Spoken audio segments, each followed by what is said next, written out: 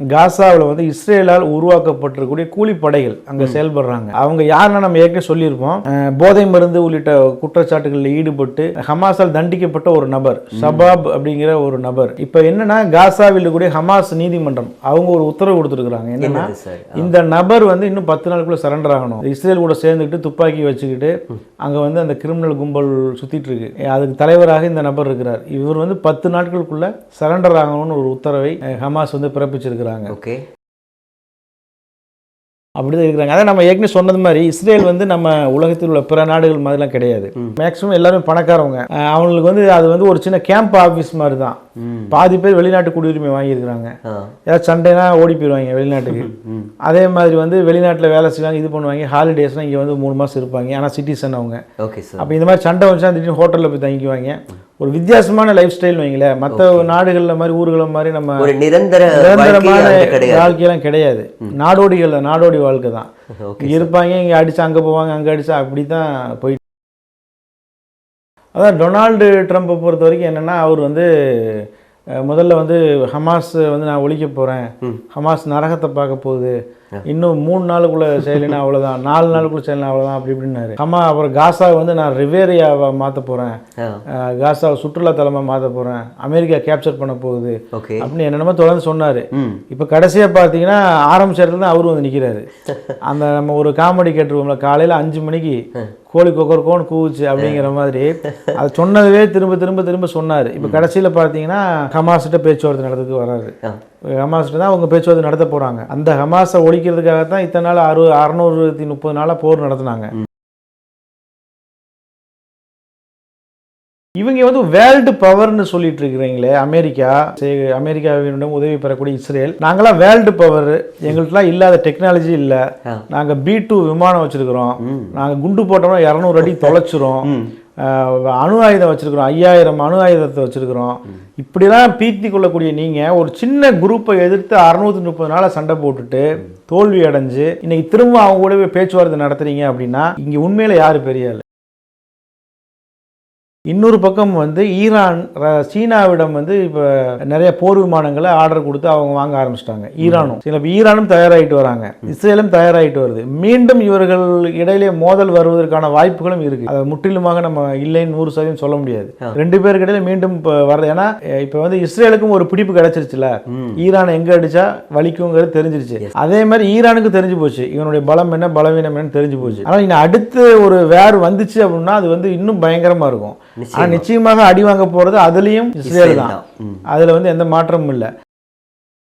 ஏற்கனவே நடந்த அந்த ஈரான் மீதான அட்டாக் அப்படிங்கிறது வந்து நம்ம நல்லா புரிஞ்சுக்கணும். என்னன்னா இஸ்ரேல் வந்து திடீர்னு அட்டாக் பண்ணல. இஸ்ரேல் வந்து கிட்டத்தட்ட 3-4 ஆண்டுகளாக குறைந்தபட்சம் 5 ஆண்டுகளாக பிளான் பண்ணி அங்க வந்து அந்த ஒரு பெரிய நெட்வொர்க்கை ஏற்படுத்தி அதற்கு பிறகுதான் இஸ்ரேல் வந்து அங்க வந்து அட்டாக் பண்ணியிருக்கிறாங்க. ஆனா ஈரானினுடைய ரியாக்ஷன் அப்படி கிடையாது. ஈரான் அடி வாங்கின அடுத்த 5 மினிட்ஸ்லயே வந்து என்ன செஞ்சுட்டாங்க, ரீடைலியேஷன் பண்ணிட்டாங்க. அந்த அடியவே தாங்க முடியல யாருனால, இஸ்ரேலால. அப்ப ஈரானும் அதே போல 2 ஆண்டுகள் 3 ஆண்டுகள் திட்டம் தீட்டி அடிச்சாங்க அப்படின்னா இஸ்ரேலுடைய நிலை என்ன ஆகுங்கிறது. பட் 2 பேருமே ஆயுத குவிப்பில் ஈடுபட்டு வராங்க. அதே போல ஈரான்ல வந்து இஸ்ரேலினுடைய உளவாளிகளை தேடி வேட்டையாடுறாங்க. கிட்டத்தட்ட இந்த கடைசி ஒரு 15 நாள்ல மட்டும் ஒரு 2000க்கும் மேற்பட்ட மொசாத் உளவாளிகளை ஈரான் வந்து வேட்டையாடிட்டாங்க. இப்ப ஏற்கனவே அங்க இருந்த நெட்வொர்க் கிட்டத்தட்ட முக்கால்வாசி ஈரானுடைய மொசாதுடைய நெட்வொர்க் வந்து ஈரான்ல காலி ஆயிடுச்சு. ஈரானுக்குள்ள இருந்த மொசாதினுடைய மிகப்பெரிய நெட்வொர்க் வந்து முற்றிலுமாக அழித்து ஒழிக்கப்பட்டிருக்கு. படிப்புலையும் தகவல் தொழில்நுட்பத்திலையும் ஈரான் பெண்கள் வரைக்கும் அவங்க வந்து அசாதாரணமான சாதனைகளை பண்ணிட்டு இருக்காங்க. இது எப்படி பாக்குறீங்க? ஆமா, அதாவது வழக்கமா இவங்க என்ன நினைச்சாங்கன்னா, முஸ்லீம் பெண்கள் அப்படின்னா அவங்கள வந்து அடக்கி ஒடுக்கி வச்சிருப்பாங்க, அவங்க வெளியில் விட மாட்டாங்க அப்படி இப்படிங்கிற மாதிரி ஒரு கான்செப்ட் வந்து இருக்கு. அது உண்மை இல்லைன்னு சொல்ல முடியாது. அந்த மாதிரி ஒரு சூழல் இருக்கு. அது எங்கன்னா சவுதி மாதிரியான நாடுகள் இருக்கு. ஈரானை பொறுத்த வரைக்கும் பார்த்தீங்கன்னா பெண்களுக்கு வந்து குறிப்பாக கல்வியில வந்து மிகப்பெரிய அளவில் சுதந்திரம் கொடுத்துருக்காங்க. அதுலதான் நம்ம படிக்கிறோம். அதாவது ஈரான்ல வந்து சயின்ஸ் படிக்கக்கூடிய ஸ்டூடெண்ட்ஸ்ல வந்து 70% பேர் பெண்கள். சூப்பர் சார் அப்படிங்கிற அந்த நியூஸ் நம்ம கேள்விப்படுறோம். அப்ப பெண்களுக்கு வந்து படிப்பதற்கு முழுமையான உரிமைகளை கொடுத்த நாடாக ஈரான் இருக்க போய் தான் இந்த போர்ல வந்து அவங்களுடைய ரோல் பெரிய அளவில் இருந்திருக்கு. இப்ப இஸ்ரேல் ராணுவத்துல பெண்கள் வந்து நிறைய இருக்கிறாங்க. இஸ்ரேல் ராணுவத்தில் இருக்கிறாங்க, எல்லா துறைகள் இருக்கிறாங்க. அதை விட அதிகமான பெண்கள் வந்து இங்க ஈரான்ல இருந்திருக்கிறாங்க. அப்படிங்கிற Q7 நேயர்களுக்கு வணக்கம். நான் ஆர்ஜே பரணி. கொஞ்ச நாளைக்கு முன்னாடி பார்த்தீங்கன்னா நம்ம Q7ல கூட இந்த ஒரு விஷயத்தை பற்றி பேசினதும் ரொம்ப வரவேற்பு இருந்தது. அதில் குறிப்பாக இந்த இஸ்ரேல் ஈரான் சம்பந்தப்பட்ட அந்த போர் சம்பந்தப்பட்ட விஷயங்கள் வந்து பத்திரிகையாளர் திரு முகமது இஸ்மாயில் அவர்கள் சொன்ன விஷயங்கள் எல்லாமே அப்படியே நடக்குது சார், எப்படி அவ்வளோ கரெக்டாக நீங்கள் வந்து கணிச்சிங்க அப்படிங்கிற மாதிரி நம்ம நண்பர்கள் சப்ஸ்கிரைபர்ஸ் எல்லாருமே வந்துட்டு கருத்துக்கள் அதில் கொடுத்துட்டே இருந்தாங்க. அந்த வகையில் இஸ்ரேல் ஈரான் போர் வந்து ஒரு முற்றுப்புள்ளி வந்ததுக்கு அப்புறமா அந்த நாடுகளுடைய தற்போதைய நிலவரம் என்ன, அடுத்த திட்டங்கள் என்ன அப்படிங்கிறத பத்தி பேசுறதுக்காக நான் உங்களை கூப்பிட்டிருக்கேன். வணக்கம் சார். வணக்கம். இப்போ இந்த இஸ்ரேல் ஈரான் போருக்கு அப்புறமா அந்த நாடுகளினுடைய நிலவரம், தற்போதைய நிலவரம் என்னவா இருக்கு சார்? தற்போதைய நிலவரத்தை பொறுத்த வரைக்கும் காசாவில் விரைவில் போர் நிறுத்தம் வரும் அப்படிங்கிற ஒரு நம்பிக்கை ஏற்பட்டிருக்கு. Okay sir. டொனால்டு ட்ரம்ப் வந்து ஒரு ப்ரொபோசல், ஒரு ஒப்பந்தத்தை வந்து கொடுத்துருக்கிறார். அது வந்து முதல்ல இஸ்ரேலுக்கு அனுப்பிச்சிருக்கிறாரு. இஸ்ரேல் வந்து அதை ஓகே பண்ணிட்டாங்க. Okay sir. அதுக்கு பிறகு பாலஸ்தீன குழுக்களுக்கு அவர் அனுப்பிச்சிருக்கிறாரு. ஹமாஸ் அமைப்பு வந்து அதை வாங்கி இருக்கிறாங்க. அதே போல பிற போராளி குழுக்களுக்கும் அதை அனுப்பி வச்சிருக்கிறாங்க. ஒரு நேஷனல் கன்சஸ் பாலஸ்தீனியர்களுக்கு இடையே ஏற்பட்டதற்கு பிறகு இது சம்மந்தமாக நாங்கள் சொல்லுவோம்னு சொல்லி ஹமாஸ் சொல்லியிருக்கிறாங்க. பட் டொனால்ட் ட்ரம்ப் என்ன அதில் சொல்லியிருக்கிறாரு அப்படிங்கிறது எக்ஸாக்டாக இன்னும் வந்து சர்வதேச ஊடகங்களில் வெளியாகலை. இப்போதைக்கும் என்ன தெரிஞ்சிருக்கு அப்படின்னா, ஏற்கனவே கடந்த மார்ச் மாதம் வந்து ஒரு போர் நிறுத்தம் ஏற்பட்ட போது இஸ்ரேலிய படைகள் வந்து பார்டருக்கு போயிட்டாங்க காசாவை விட்டு. அதே மாதிரி இப்பவும் அவர்கள் செல்வதற்கு தயாராக இருக்கிறாங்க அப்படிங்கிற மாதிரியான ஒரு தகவல் வெளியாகி இருக்கு. அதில் அதே போல் வந்து ஹமாஸ் வந்து வழக்கமாக கைதிகளை விடுவிக்கும் போது ஒரு பெரிய நிகழ்ச்சி நடத்தி விடுவிச்சாங்க. அந்த மாதிரியான நிகழ்ச்சிகளை நடத்தி விடுவிக்க கூடாது அப்படின்னு ஒரு டிமாண்ட் இஸ்ரேல் தரப்புல வைக்கப்பட்டதாகவும் அதை ஹமாஸ் ஏற்றுக்கொண்டதாகவும், ஹமாஸ் அதை பற்றி எதுவுமே அனௌன்ஸ் பண்ணலை. இஸ்ரேல் தரப்புல இருந்து சொல்றாங்க ஹமாஸ் ஏற்றுக்கிட்டாங்க அப்படின்னு சொல்லி. இதுதான் இவ்வளவுதான் வந்திருக்கு. ஹமாஸ் என்ன சொல்றாங்கன்னா, இஸ்ரேல் படைகள் வந்து முழுமையாக காசாவை விட்டு வெளியேறி இஸ்ரேலுக்குள் செல்ல வேண்டும், அதே போல் நிரந்தரமான போர் நிறுத்தம் ஏற்பட வேண்டும் அப்படிங்கிற ரெண்டு டிமாண்ட் தான் அவங்க தொடர்ந்து சொல்லிட்டு வராங்க. இது சம்பந்தமான ஒரு தெளிவான விஷயம் வந்து அந்த ஒப்பந்தத்தில் வந்து இருக்கா அப்படிங்கிறது இன்ன வரைக்கும் தெரியல. இதுதான் காசாவுடைய நிலைமை. இதற்கு இடையில பார்த்தீங்கன்னா, காசாவில் வந்து இஸ்ரேலால் உருவாக்கப்பட்டிருக்கக்கூடிய கூலிப்படைகள் அங்க செயல்படுறாங்க. அவங்க யாருன்னா நம்ம ஏற்கனவே சொல்லியிருப்போம், போதை மருந்து உள்ளிட்ட குற்றச்சாட்டுகளில் ஈடுபட்டு ஹமாஸால் தண்டிக்கப்பட்ட ஒரு நபர், ஷபாப் அப்படிங்கிற ஒரு நபர். அவர் தலைமையில் அவர் வந்து ஒரு போதை மருந்து குற்றவாளி, போதை பழக்கம் உடையவர், போதை மருந்துகளை வாங்கி விற்பனை செய்யக்கூடியவர். அவருக்கு வந்து இஸ்ரேல் வந்து ஆயுதங்களை கொடுத்து அவர் கூட ஒரு 10 பேரை கூட்டிக்கிட்டு அவர் தான் இந்த நிவாரண உதவிகள்லாம் காசாவில் பண்ணிட்டு இருக்கிறாங்கல்ல, அதை வந்து அவர் தான் வந்து மேனேஜ் பண்றாரு. இப்போ என்னன்னா, காசாவில் கூடிய ஹமாஸ் நீதிமன்றம் அவங்க ஒரு உத்தரவு கொடுத்துருக்காங்க. என்னன்னா, இந்த நபர் வந்து இன்னும் 10 நாளுக்குள்ள சரண்டர் ஆகணும். இஸ்ரேல் கூட சேர்ந்துக்கிட்டு துப்பாக்கி வச்சுக்கிட்டு அங்க வந்து அந்த கிரிமினல் கும்பல் சுத்திட்டு இருக்கு, அதுக்கு தலைவராக இந்த நபர் இருக்கிறார். இவர் வந்து 10 நாட்களுக்குள்ள சரண்டர் ஆகணும்னு ஒரு உத்தரவை ஹமாஸ் வந்து பிறப்பிச்சிருக்கிறாங்க. ஹமாஸை பொறுத்த வரைக்கும் அவங்க வந்து அவங்க தான் இப்பவும் காசாவை ஆட்சி செஞ்சுட்டு இருக்கிறாங்க. தொடர்ந்து சண்டைகள் போய்கொண்டிருக்கு. தினமும் வந்து உயிரிழப்புகள் ரெண்டு தரப்பிலும், பாலஸ்தீனியர்கள் தரப்பில் கடுமையான உயிரிழப்புகளை பார்க்குறோம். அதே நேரம் ஹமாஸும் தொடர்ந்து இஸ்ரேலுக்கு எதிரான அந்த போரை தொடர்ந்து நடத்திட்டு வராங்க அப்படிங்கிறதையும் பார்க்க முடியுது. Okay sir. இப்போ இஸ்ரேலுக்கு ஈரானுக்கு போர் நடந்த சமயத்தில் இஸ்ரேல் தரப்பில் சொல்லப்பட்டுச்சு, பல உயர் மட்டத்தில் இருக்கக்கூடிய அதிகாரிகளை நாங்கள் வந்து கொண்டு அழிச்சிட்டோம் அப்படிங்கிற மாதிரி சொல்லியிருந்தாங்க. அந்த வகையில் பார்த்தீங்கன்னா, இப்போ சமீபத்தில் நடந்த ஒரு விழாவில் ஈரானுடைய உயர்மட்ட அதிகாரி அலி ஷாம்கானி மக்கள் மத்தியில் வந்து பேசினது வந்து இஸ்ரேல அதிர்ச்சிக்குள்ளாக்கி இருக்கு அப்படின்னு சொல்லிட்டு ஒரு செய்தி கேள்விப்பட முடிஞ்சது. இதை எப்படி பார்க்குறீங்க? அதான் இஸ்ரேல் நடத்தின தாக்குதலில் வந்து ஈரானில் பல உயர்மட்ட தலைவர்கள் கொல்லப்பட்டாங்க. அதில் வந்து சில பேர் வந்து காயமடைஞ்சாங்க. ஆனால் அவர்களும் கொல்லப்பட்டார்கள் அப்படிங்கிற மாதிரி ஒரு தகவலை இஸ்ரேல் ஊடகங்கள், அமெரிக்க ஊடகங்கள் வந்து அவதூறான ஒரு செய்திகளை பரப்பிட்டு வந்தாங்க. Okay sir. அந்த சூழலில் வந்து ஈரான் எந்த ரியாக்ஷனும் பண்ணலை. ஏன் அப்படின்னா, அவங்க முழுவதுமாக உடல் நலம் தேறி வரட்டும் அப்படிங்கிறதுனால அவங்களுடைய பாதுகாப்பிற்காக வேண்டி ஈரான் வந்து எதுவுமே சொல்லாம இருந்தாங்க. பட் இப்ப பார்த்தீங்கன்னா, அடுத்தடுத்த நிறைய தலைவர்கள் வந்து உயிரோட தான் இருக்கிறாங்க அப்படிங்கிற தகவல்கள் வந்து தொடர்ந்து வெளியாகிட்டு இருக்கு. Okay sir. இப்போ அதே மாதிரி இஸ்ரேல் இருக்கக்கூடிய இந்த செட்டிலர்கள்னு சொல்றவங்க எல்லாருமே வந்து எங்களோட வீடு இவ்வளோ சேதமாயிடுச்சு, அவ்வளோ சேதமாயிடுச்சு, எங்களுக்கு வந்து இந்த மறுபடியும் இந்த வீட்டு வசதியெல்லாம் எங்களுக்கு செஞ்சு கொடுக்கணும், அடிப்படை வசதிகள் வேணும்னு சொல்லிட்டு இஸ்ரேல் அரசுக்கு வந்து நெத்தன்யாகு கிட்ட கோரிக்கை வச்சிருக்காங்க. அவங்களோட கோரிக்கை நிறைவேறுமா? எவ்வளோ சீக்கிரமா நிறைவேறும்னு நினைக்கிறீங்க? இஸ்ரேலில் வந்து கிட்டத்தட்ட ஒரு 40% மேலே வந்து இப்போ ஹோட்டல்ஸ் தான் தங்கியிருக்கிறாங்க. ஹோட்டல்ஸ் இருக்குங்கல்ல, எப்போ அக்டோபர் 7 தாக்குதல் நடந்துச்சோ, நடந்தவுடனே இஸ்ரேலுடைய வடக்கு பகுதியில் குறிவைத்து ஹிஸ்புல்லா வந்து தாக்குதல் நடத்தினாங்க. உடனே அந்த வடக்கு பகுதியில் உள்ளவர்கள்லாம் வந்து அங்கேருந்து வெளியேறிட்டாங்க. Okay sir. வெளியே அதே போல் காசா என்வெலப் பகுதிங்கிறாங்க, காசா எல்லை ஒட்டிய பகுதி. அங்கே உள்ளவர்களும் வந்து என்னன்னா வெளியேறி மத்திய இஸ்ரேல் பகுதிகளுக்கு போயிட்டாங்க. போய் அங்கே வந்து அவங்க கொஞ்சம் இன்டீரியர் பகுதிகளுக்கு போயிட்டாங்க. அந்த பார்டர்லாம் யாரும் இல்லை. அவங்க கிட்டத்தட்ட அப்போயே லட்சக்கணக்கான பேர் வந்து போயிட்டாங்க. எல்லாருமே ஹோட்டல்ஸில் தங்கி இருக்கிறாங்க. ஹோட்டல்ஸில் தங்கி அங்கே 3 நேரம் சாப்பிட்டுக்கிட்டு அப்படிதான் இருக்கிறாங்க. அதான் நம்ம ஏற்கனவே சொன்னது மாதிரி இஸ்ரேல் வந்து நம்ம உலகத்தில் உள்ள பிற நாடுகள் மாதிரிலாம் கிடையாது. மேக்ஸிமம் எல்லாருமே பணக்காரவங்க. அவங்களுக்கு வந்து அது வந்து ஒரு சின்ன கேம்ப் ஆஃபீஸ் மாதிரி தான். பாதி பேர் வெளிநாட்டு குடியுரிமை வாங்கியிருக்கிறாங்க. ஏதாவது சண்டைனா ஓடி போயிடுவாங்க வெளிநாட்டுக்கு. அதே மாதிரி வந்து வெளிநாட்டில் வேலை செய்வாங்க, இது பண்ணுவாங்க. ஹாலிடேஸ்லாம் இங்கே வந்து 3 மாதம் இருப்பாங்க. ஆனால் சிட்டிசன் அவங்க. அப்போ இந்த மாதிரி சண்டை வந்துச்சா திடீர்னு ஹோட்டலில் போய் தங்கிக்குவாங்க.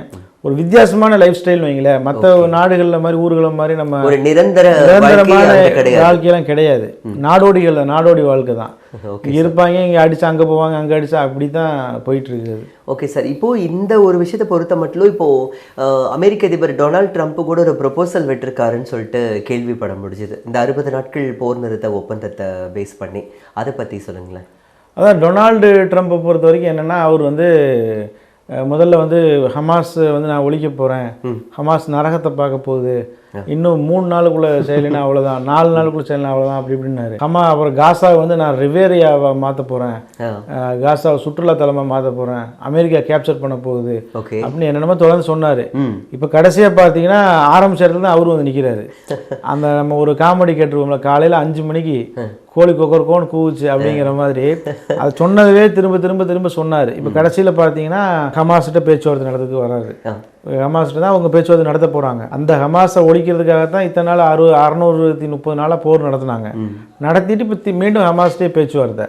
சரி, ஏன்னா அவங்களால முடியலங்கிறதுனால சரி முண்டி பார்க்கணும்னு சொல்லி முண்டுனாங்க, நடக்கல. இப்போ அவங்களே கிண்டி பார்க்கலான்னு பார்க்குறாங்களோ என்னமோ. இல்லைங்க, ஒரு நம்ம யாரையும் நம்ம குறைச்சி மதிப்பிடலை, குறைச்சி மதிப்பிடக்கூடாது. ஸ்ரீலங்காவில் வந்து நடந்த உள்நாட்டு போர் நமக்கு தெரியும்.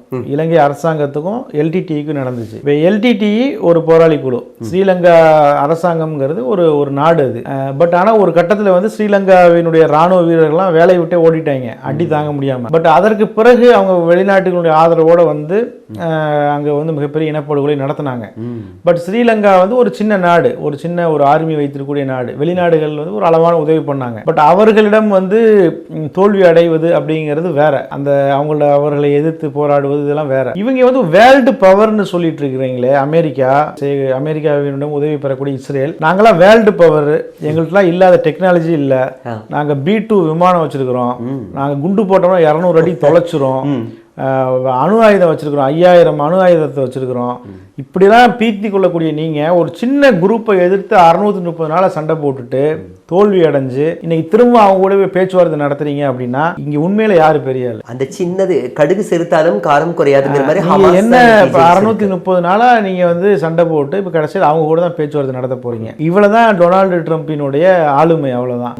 அவர் முதலே செஞ்சிருக்கலாம். முதலே செஞ்சிருந்தா இந்நேரம் ஒரு குறைஞ்சபட்சம் ஒரு 5000 மக்கள் உயிராது காப்பாற்றப்பட்டிருக்கும். 50,000க்கும் மேற்பட்டவங்க இருந்திருக்காங்க சார். 56,000 பேர் இறந்திருக்கிறாங்க. இவர் சொல்றேன், இவர் அதிபரானதுக்கு பிறகு அதுக்கு பிறகு இப்போ 5000 10,000 பேர் வரைக்கும் உண்மை. இப்போ இந்த மாதிரி ஒரு சிச்சுவேஷன் அங்க இருந்துட்டு இருக்கு. ஈரான் வந்து அடுத்து அவங்க இன்னும் எந்த மாதிரியான பாதுகாப்பு விஷயத்துல எதுல எல்லாம் கவனம் செலுத்துவாங்க? நல்ல கேள்வி. ஆக்சுவலா இது நம்ம பேச வேண்டிய விஷயம் இதுதான். ஒரு பக்கம் வந்து இஸ்ரேல் ஆயுத குவிப்பில் ஈடுபட்டு வராங்க. அமெரிக்காவிலிருந்து வந்து பயங்கரமான ஆயுதங்களை இறக்கி இருக்கிறாங்க. நம்ம ஏற்கனவே செய்திகள்லாம் போட்டிருந்தோம். கிட்டத்தட்ட 510 பில்லியனுக்கு வந்து ஆயுதங்களை அமெரிக்கா வந்து அனுப்பியிருக்கிறாங்க. யாருக்கு? இஸ்ரேலுக்கு. ஏன்னா இஸ்ரேல் இப்போ ஆயுதங்களே இல்லை, எல்லாமே மேக்ஸிமம் காலி ஆயிடுச்சு. ஈரானோட நடந்த 12 நாள் போர்ல கிட்டத்தட்ட 35,000 இஸ்ரேலியர்களுடைய வீடுகள் காலி, 45,000 பேர் ரோட்டுக்கு வந்துட்டான். கிட்ட பல லட்சம் கோடி ரூபாய் நஷ்டம் ஆகிப்போச்சு. இதற்கு மேல ஒன்றும் 12 நாள் நினைச்சுன்னா இஸ்ரேல் எல்லாருமே வீதிக்கு தான் ஒண்ணுமே இல்லாம ஆயிடும். அப்ப என்னன்னா இப்ப அமெரிக்கா வந்து அதை வந்து ஸ்ட்ரென்த் பண்ணிட்டு இருக்காங்க. இன்னொரு பக்கம் வந்து ஈரான் சீனாவிடம் வந்து இப்ப நிறைய போர் விமானங்களை ஆர்டர் கொடுத்து அவங்க வாங்க ஆரம்பிச்சிட்டாங்க. ஈரானும் தயாராகிட்டு வராங்க, இஸ்ரேலும் தயாராகிட்டு வருது. மீண்டும் இவர்கள் இடையிலே மோதல் வருவதற்கான வாய்ப்புகளும் இருக்கு. அதை முற்றிலுமாக நம்ம இல்லைன்னு 100% சொல்ல முடியாது. 2 பேருக்கு இடையில மீண்டும் வர்றது. ஏன்னா இப்ப வந்து இஸ்ரேலுக்கும் ஒரு பிடிப்பு கிடைச்சிருச்சுல, ஈரான் எங்க அடிச்சா வலிக்குங்கிறது தெரிஞ்சிருச்சு. அதே மாதிரி ஈரானுக்கு தெரிஞ்சு போச்சு இவனுடைய பலம் என்ன பலவீனம் என்னன்னு தெரிஞ்சு போச்சு. ஆனால் இன்னும் அடுத்து ஒரு வேர் வந்துச்சு அப்படின்னா அது வந்து இன்னும் பயங்கரமா இருக்கும். நிச்சயமாக அடி வாங்க போறது அதுலயும் இஸ்ரேல் தான். அதுல வந்து எந்த மாற்றமும் இல்லை. பட் 2 பேருமே ஆயுத குவிப்பில் ஈடுபட்டு வராங்க. அதே போல ஈரான்ல வந்து இஸ்ரேலினுடைய உளவாளிகளை தேடி தேடி வேட்டையாடுறாங்க. கிட்டத்தட்ட இந்த கடைசி ஒரு 15 நாள்ல மட்டும் ஒரு 2000க்கும் மேற்பட்ட மொசாத் உளவாளிகளை ஈரான் வந்து வேட்டையாடிட்டாங்க. இப்ப ஏற்கனவே அங்க இருந்த நெட்வொர்க் கிட்டத்தட்ட முக்கால்வாசி ஈரானுடைய மொசாதுடைய நெட்வொர்க் வந்து ஈரான்ல காலி ஆயிடுச்சு. பட் ஈரானும் இஸ்ரேலுக்குள்ள நிறைய உளவாளிகளை வச்சிருக்கிறாங்க. அதுலயும் நிறைய பேர் பிடிபட்டு இருக்கிறாங்க. பட் ஆனா பெரிய அளவுல பிடிபடல. அங்கொன்றும் இங்கொன்றுமாக ஒரு 50 பேர்லேருந்து 100 பேர் வரைக்கும் ஈரானினுடைய உளவாளிகள் இஸ்ரேலில் பிடிபட்டிருக்காங்க. பட் ஆனால் ஈரானுக்குள்ள இருந்த மொசாதினுடைய மிகப்பெரிய நெட்வொர்க் வந்து முற்றிலுமாக அழித்து ஒழிக்கப்பட்டிருக்கு. ஏற்கனவே நடந்த அந்த ஈரான் மீதான அட்டாக் அப்படிங்கிறது வந்து நம்ம நல்லா புரிஞ்சுக்கணும். என்னன்னா இஸ்ரேல் வந்து திடீர்னு அட்டாக் பண்ணல. இஸ்ரேல் வந்து கிட்டத்தட்ட 3-4 ஆண்டுகளாக குறைந்தபட்சம் 5 ஆண்டுகளாக பிளான் பண்ணி அங்க வந்து அந்த ஒரு பெரிய நெட்வொர்க்கை ஏற்படுத்தி அதற்கு பிறகுதான் இஸ்ரேல் வந்து அங்க வந்து அட்டாக் பண்ணியிருக்கிறாங்க. ஆனா ஈரானினுடைய ரியாக்ஷன் அப்படி கிடையாது. ஈரான் அடி வாங்கின அடுத்த few minutesலயே வந்து என்ன செஞ்சுட்டாங்க, ரீடைலியேஷன் பண்ணிட்டாங்க. அந்த அடியவே தாங்க முடியல யாருனால, இஸ்ரேலால.